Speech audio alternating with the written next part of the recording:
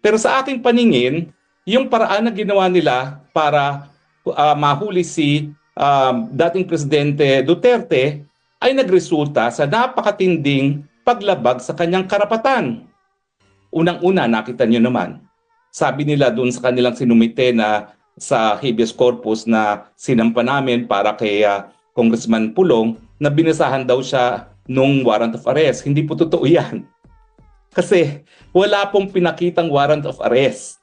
In fact, nagkaroon lang siya ng access sa warrant of arrest ngayong araw na ito.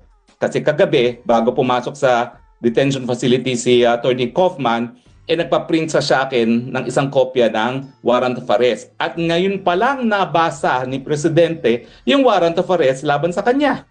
Ilang araw na nakalipas matapos na siya ay naaresto at napadala rito sa Dahig. Pangalawa, hindi lang niya nakita ang warrant of arrest, hindi rin siya sinabihan ng kanyang mga karapatan.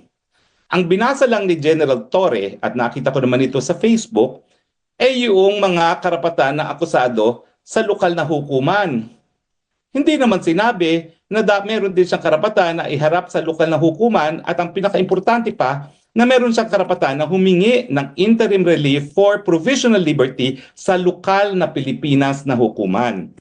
Kaya nga po mali yung sinasabi din nung Castro na dito daw sa Hague haharap sa lokal na hukuman ang presidente. Hindi po. Diretso na siya sa ICC, hindi na dumaan sa lokal na tribunal. So nakikita nyo na yung mga tao ng administrasyon, hindi alam ang sinasabi nila. Yung sabi ng spokesperson ng DOJ na sila ang competent judicial organ, ehekutibo po sila, hindi sila hukuman. At saka yung sinasabi ni Castro na lokal na Dutch court daw, hindi po, Pilipinong hukuman iyon. At dahil hindi nga sumunod sa probisyon ng Article 59, naging kidnapping.